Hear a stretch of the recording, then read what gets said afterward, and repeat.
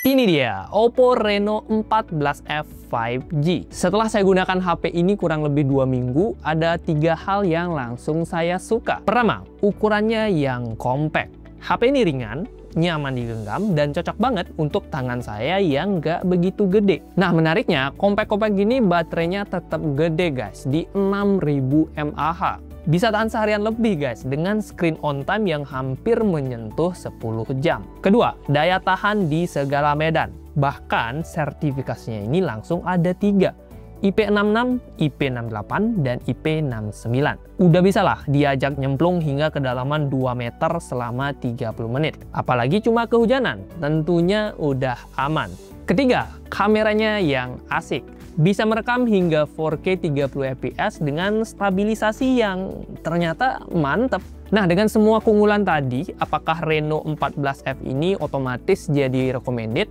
Atau sebenarnya ada kelemahan yang bisa bikin kita jadi mikir 2 kali? Karena itu kita langsung aja review HP ini. Pertama-tama kita cek dulu isi box dari Oppo Reno 14F 5G. Untuk kelengkapannya, ada buku petunjuk yang tentunya nggak pernah kita baca, ada HP-nya, ada free silicon case yang bagian belakangnya udah hard case ya.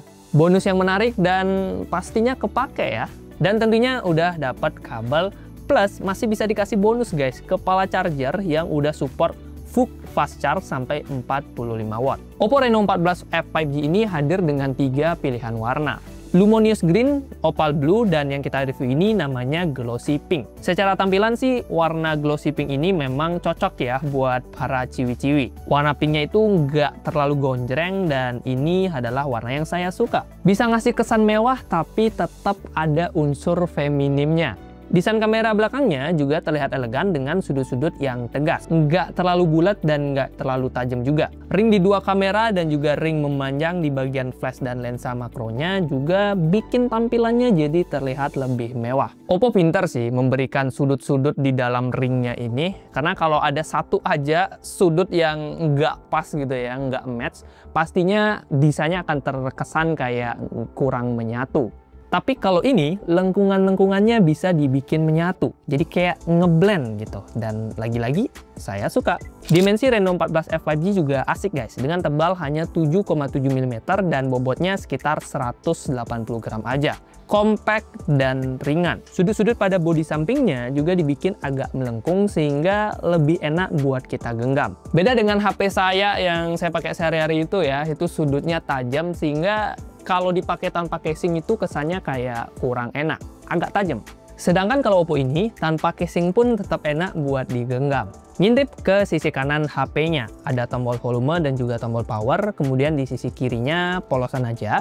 Di sisi atas ada sensor-sensor dan di sisi bawah ada lubang speaker, port USB Type-C 2.0 yang sudah support OTG dan ada SIM tray slotnya. Oh ya, untuk slotnya ini udah support 2 nano SIM atau bisa juga dipasangkan dengan 1 nano SIM plus 1 micro SD. Beralih ke bagian depan, ada layar AMOLED berukuran 6,57 inch dengan resolusi Full HD+. Bezelnya tipis simetris di keempat sisi dan refresh rate-nya ini udah langsung mulus ya di 120 Hz. Meskipun secara resolusi bisa dibilang dia bukan yang tertinggi di kelas harganya, tapi buat 90% user seperti saya contohnya, yang harusnya nggak terlalu melihat pixel by pixel ya, resolusinya ini udah tergolong cukup kok. Warna yang dihasilkan juga sedap di mata, cantik buat penggunaan harian. Dipakai di luar ruangan pun ini masih enak ya, berkat adanya fitur High Brightness Mode, yang mana bisa ningkatin kecerahannya hingga 1400 nits. Terus buat saya nih yang agak teledor ya, kayak sebulan mungkin ada kali ya jatuhin HP sekali gitu. Terus saya juga sering naruh HP di kantong barengan sama kunci motor. Nah, adanya pelindung kaca Dragon Trail Glass bikin hati jadi lebih tenang, terutama buat saya yang karakternya kayak tadi ya. Kalau masih parno pun, Oppo udah ngasih anti gores bawaan dari pabrik yang udah langsung kepasang. Soalnya untuk experience layarnya saya sendiri suka. Soal daya tahan baterai, Oppo Reno 14F ini juga sukses bikin saya lumayan senyum-senyum. Gimana enggak guys? HP sekompak ini masih bisa dikasih baterai jumbo 6000 mAh dan tentunya ini menyenangkan. Saya bisa pakai HP-nya lebih dari sehari bahkan, dan besok paginya pas saya cek, screen on time-nya itu bisa hampir sampai 10 jam. Buat saya pribadi sih ini udah bagus ya, karena baterai 6000 mAh-nya ini bener-bener bisa awet bahkan lebih dari 1 hari. Sulit lah buat ngabisin baterai 6000 mAh-nya ini dalam sehari aja. Kecuali mungkin kalau main game terus ya, itu bisa sih. Pas lagi senggang dan pengen mabar, HP ini juga bisa menemani hingga berjam-jam. Main Mobile Legends selama 30 menit turunnya hanya 5%. Main Genshin Impact selama 30 menit turun sebanyak 8%. Dan main PUBG Mobile itu sekitar 30 menit juga turunnya sekitar 5%. Kalau buat scrolling, nonton YouTube, ataupun balesin chat, selama 30 menit ngurangnya hanya 2%. Nice! Bagian kamera juga nggak kalah nyenengin. Reno 14F 5G hadir dengan triple kamera belakang, 50 megapiksel kamera utama dengan sensor Sony IMX882, plus ada OIS-nya juga yang udah support perekaman hingga 4K 30 fps, 8 megapiksel kamera ultrawide yang support autofocus, dan 2 megapiksel kamera makro. Di bagian depannya ada 32 megapiksel kamera depan dengan autofocus yang juga udah support perekaman hingga Full HD 30 fps. Soal kualitasnya juga, kamera ini udah tergolong nyenengin ya. Foto-foto di siang hari masih terlihat bagus, detailnya ini bisa dibilang pas, warnanya masih tergolong natural, dan dynamic range-nya ini masih tergolong oke. Contohnya seperti di foto ini, bagian bangunan masih terlihat, begitu juga langitnya.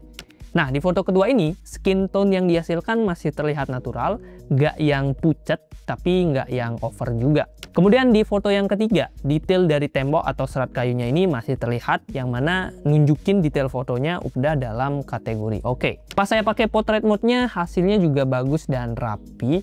Kalau kita lihat sekilas sih jarang banget ada bagian bokeh yang nggak rapi.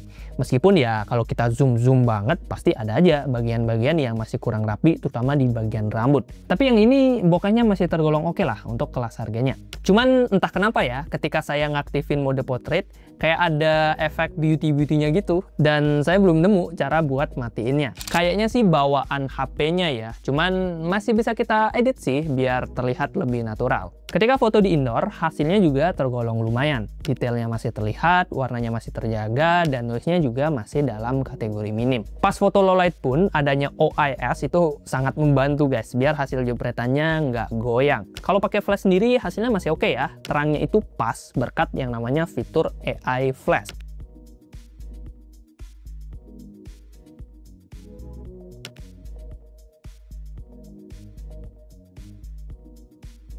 Terus kalau kita pakai night mode-nya juga masih asik. Langitnya, lampu-lampunya, dan detailnya itu masih cukup terjaga. Untuk foto siang hari pakai kamera ultrawide-nya tergolong oke aja. Dynamic range-nya masih aman, langit masih terlihat jelas, terus warna yang dihasilkan masih bisa 11-12 lah dengan kamera utama, tapi tentunya secara detail pasti berkurang dibandingkan kamera utamanya.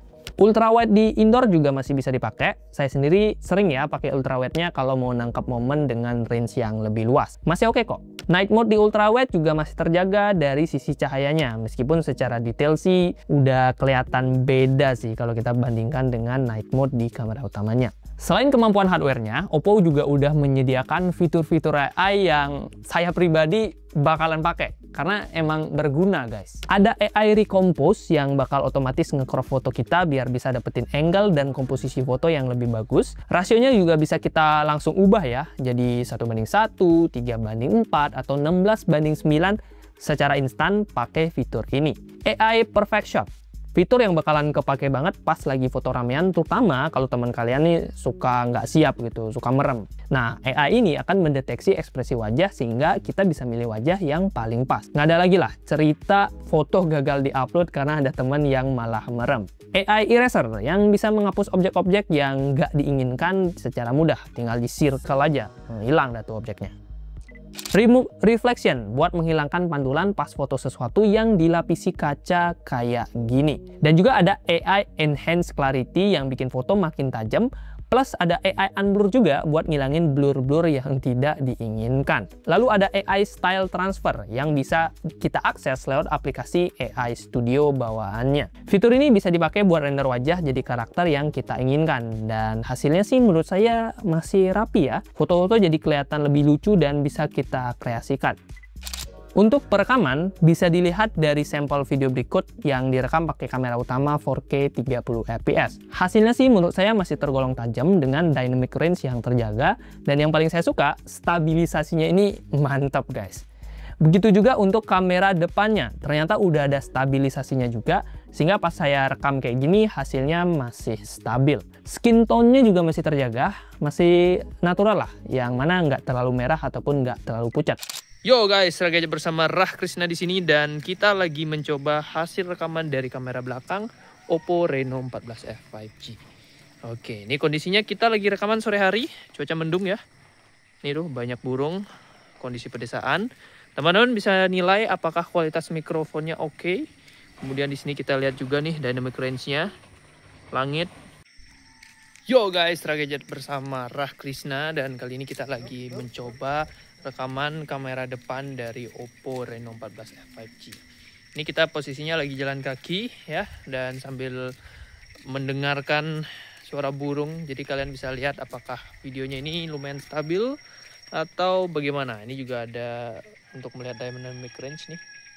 Masih kelihatan nggak wajahnya? Untuk performanya sendiri, Oppo Reno 14F 5G ini hadir dengan SoC Snapdragon 6 Gen 1 dengan fabrikasi di 4 nanometer. Buat kebutuhan harian, performa dari Reno 14F 5G ini udah tergolong cukup. Main Mobile Legends bisa di grafik rata kanan 90 fps dan pas saya mainin ini beneran dapat 90 fps sambil sesekali drop dikit lah, cuman kayak kurang ke notice. Udah tergolong stabil.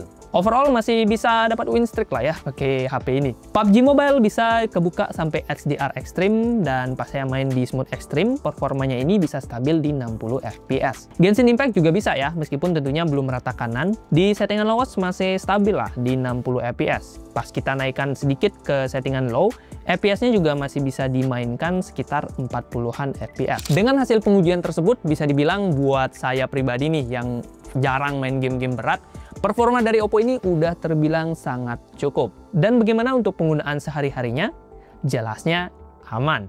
ColorOS nih bos. Jujurnya saya belum pernah ya menggunakan ColorOS sebelumnya, cuman saya udah lumayan sering juga mendengar ataupun nonton reviewnya langsung yang bilang kalau ColorOS itu salah satu yang paling oke lah. Dan setelah 2 minggu saya pakai, saya setuju dengan statement itu. 2 minggu pakai ColorOS dan saya bisa bilang kalau HP ini kerasa menyenangkan. Perpindahan antara aplikasi terasa smooth, opsi custom UI-nya juga melimpah, dan yang paling saya suka, ini ada fitur share with iPhone or MacBook. Oppo sahabatnya Apple ini. Pindah-pindah file ke iPhone jadi mudah banget, kayak lagi pakai AirDrop. Saya baru tahu kalau fitur sekeren ini bisa dihadirkan di ColorOS. Bahkan kalau nggak salah, katanya sih satu-satunya di HP Android saat ini ya, dengan fitur kayak tadi. Which ini mantap banget. Kalau untuk speaker stereonya sendiri, kelantangannya juga bikin takjub. Volumenya bahkan bisa kita overclock sampai 300%. Cuman ya pastinya jadi agak cempreng ya. Jadi mungkin volume 300% ini baru kepake pas lagi masak kali ya. Misal lagi nggak pegang TWS nih, tapi tetap pengen dengerin podcast sambil aduk-aduk nasi goreng. Volume 300% tadi harusnya jadi lumayan make sense buat dipakai. Dari segi kualitas speakernya udah tergolong bagus ya. Suara vokalnya ini bisa terdengar jelas. Clarity-nya juga masih pas dengan bass yang masih bisa dibilang masih ada lah bassnya.